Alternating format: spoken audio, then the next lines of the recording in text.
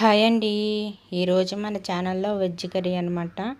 చాలా బాగుంటుందండి. సైడ్ డిష్గా పప్పుచారులోకి రసంలోకి చాలా బాగుంటుంది.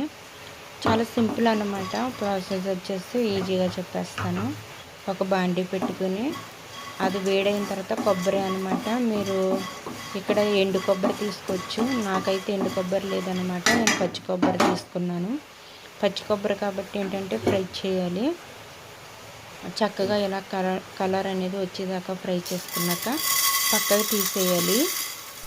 తర్వాత వచ్చేసేమో సాయి మినపప్పు ఒక 2 స్పూన్లు, అలాగే శనగపప్పు ఒక 2 స్పూన్లు అనమాట. ఇవి పెద్ద స్పూన్ ఉంటుంది కదండి, దాంతో చక్కగా దీన్ని కూడా కలర్ వచ్చేదాకా కూడా డ్రై రోస్ట్ అనేది చేసేసుకోవాలి. ఆయిల్ గట్టి ఏమీ అవసరం లేదు అనమాట. చక్కగా ఇవి రోస్ట్ అవుతుంటే మధ్యలో ఒక స్పూన్ జీలకర్ర, అలాగే ఒక 6-7 ఎల్లుల్లిపాయ రేఖలు చక్కగా వీటితో పాటే ఫ్రై చేసుకోవాలి. అప్పుడు ఎల్లుల్లిపాయలు ఉన్న వాటర్ అన్నిటి కూడా చక్కగా వేడికి ఏమవుతుందంటే చక్కగా ఫ్రై అయిపోతుంది అనమాట. గుజ్జులా అవ్వకుండా పొడిలో చక్కగా పొడి అయిపోద్ది. తర్వాత వచ్చేసి ఎండుమిర్చి అండి ఒక 6 వేసుకున్నాను. నాకు కారంకి సరిపోతుంది. ఇవన్నీ చూడండి చక్కటి కలర్ ఎలా వచ్చేస్తుందో. ఎంత బాగా కలర్ వచ్చేదాకా కూడా ఫ్రై చేసుకోవాలి. ఇట్లన్నిటిని కూడా పక్కన పెట్టేసుకోవాలి. లాస్ట్గా కరివేపాకు అనమాట. ఉంటే వేసుకోండి, లేకపోతే లేదు. కానీ కరివేపాకు కంటికి చాలా మంచిదండి. మనం డైరెక్ట్గా తినం కదా, ఇలా పొళ్ళు చేసుకునేటప్పుడు వేసుకుంటే మాత్రం చక్కగా వాటితో కలిపి పొడి అయిపోతుంది కాబట్టి మనకి చాలా బాగా ఉపయోగపడుతుంది. ఆరోగ్యానికి ఎంతో మంచిదైన కరివేపాకు కూడా చక్కగా ఫ్రై చేసి పక్కన పెట్టేసుకోవాలి. ఇవన్నీ కూడా బాగా చల్లారనివ్వాలన్నమాట. చల్లారిన తర్వాత మిక్సీ పట్టుకోవాలి. తర్వాత వచ్చేసి అదే కళాయిలో ఆయిల్ వచ్చేసి ఒక 2 గట్ల ఆయిల్ వేసుకున్నాను. నా దగ్గర ఉన్న గట్టి చిన్న గట్టి మీరు చూస్తే అర్థమవుతుంది. అందులో చక్కగా కరివేపాకు అనమాట. ఇంక తాలింపు ఏమీ అవసరం. ఇలా కరివేపాకు కూడా వేసుకున్నాక చిక్కుడుకాయలు అండి. చిక్కుడుకాయలు వచ్చేసి ఇలా రౌండ్గా కట్ చేసుకున్నాను. నేను చిన్న చిన్న ముక్కలుగా కట్ చేసుకున్నాను అనమాట. మామూలుగా అయితే చిక్కుడుకాయలు ఉడకబెడతారు కొంతమంది. ఉడకబెట్టక్కర్లేదండి. కాయగూర మనకి చూడడానికి గట్టిగా అనిపిస్తుంది, కానీ చక్కగా మనం ఆయిల్లో వేసుకుని మూత పెట్టి కుక్ చేసుకుంటే చక్కగా కుక్ అయిపోద్ది అనమాట. ఉడకదన్నం అనేది ఏముండదండి. ఎంత మూతకున్న గింజ అయినా ఖచ్చితంగా ఉడికిపోద్ది. కాకపోతే ఏంటంటే సిమ్లో పెట్టి మూత పెట్టి ఉడికించుకోవాలి, అప్పుడే ఉడుకుతుంది. ఇందులో వాటర్ వేస్తే మాత్రం అస్సలు బాగోదండి. ఉడకబెడితేనేమో అందులో ఉన్న విటమిన్స్ మినరల్స్ అన్నీ కూడా పోతాయి కాబట్టి మనకు ఉపయోగం ఏముండదు.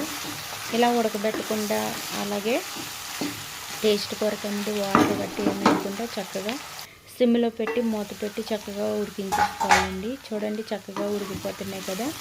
ఇలా కలుపుతూ ఉడికించడం వల్ల ఏంటంటే చక్కగా అన్నీ కూడా ఈవెన్గా కుక్ అయిపోతాయి. కానీ చిక్కుడుకాయ హెల్త్కి చాలా మంచిదండి. తర్వాత వచ్చేసి టేస్ట్కి తగినంత సాల్టు, అలాగే పసుపు కూడా వేసేసి బాగా కలిపి మూత పెట్టేసి కుక్ చేయాలన్నమాట. ఒక 10 మినిట్స్ కుక్ చేస్తే కలుపుకుంటూ చక్కగా కుక్ అయిపోద్దండి. ఉదయాన్నే క్యారేజీకి గట్టా మనం పప్పు చారు పెట్టినప్పుడు సైడ్ డిష్గా వేయడానికి మాత్రం మంచి రెసిపీ. చిక్కుడుకాయ అంటే చాలా మంచిది. ఎందుకంటే ఎక్కువగా మాట్లాడేవారు స్పీచ్లు చెప్తారు కదా వాళ్ళు, అలాగే వాక్యాలు చెప్తారు కదా మాస్టర్ గారు. అలా ఎవరైతే ఎక్కువగా మాట్లాడతారో వాళ్ళు చిక్కుడుకాయ కూర తింటే మాత్రం చాలా మంచిదంటండి. ఎంత బాగా ఉపయోగపడే ఈ చిక్కుడుకాయ కూరని రోజు ఒకేలా కాకుండా ఇలా ఫ్రై కూడా చేసుకోవచ్చు అన్నమాట. నార్మల్గా అయితే చిక్కుడుకాయ టమాటా వండుకుంటాం, లేకపోతే చిక్కుడుకాయ టమాటా కోడిగుడ్లు వండేసుకుంటాం. కాకపోతే ఇలా ఫ్రై కూడా బాగుంటుందండి. మీరు ఎప్పుడన్నా ట్రై చేయకపోతే ట్రై చేయండి.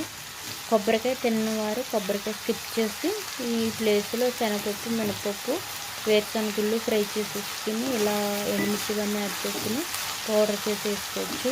కొబ్బరికాయ తినేవాళ్ళు కొబ్బరికాయ వేసుకోవచ్చు అన్నమాట. కొబ్బరికాయ అనేది ఆప్షన్. ఎందుకంటే కొబ్బరికాయ తినని వారేమో వేరుశనగుళ్ళు వేసుకోవచ్చు, వేరుశనగుళ్ళు తినని వారేమో కొబ్బరి వేసుకోవచ్చు అన్నమాట. కొబ్బరికాయ హెల్త్కి మంచిది కాదేమో అనుకుంటాం, కానీ చాలా మంచిదండి. మామూలుగా మనకి ప్రకృతిలో దొరికే ప్రతి కాయకూర కూడా మనకి ఎంతో హెల్త్కి మంచిది కదా. అలాగే కొబ్బరి కూడా చాలా మంచిది. చక్కగా ఇక్కడ బాగా ఉడికిపోయిన ఈ చిక్కుడుకాయ ముక్కల్లో ఒకసారి మనం నొక్కి చూసుకోవాలన్నమాట. పిండి ఉడకపోతే ఇంకాసేపు ఉడికించుకోవచ్చు.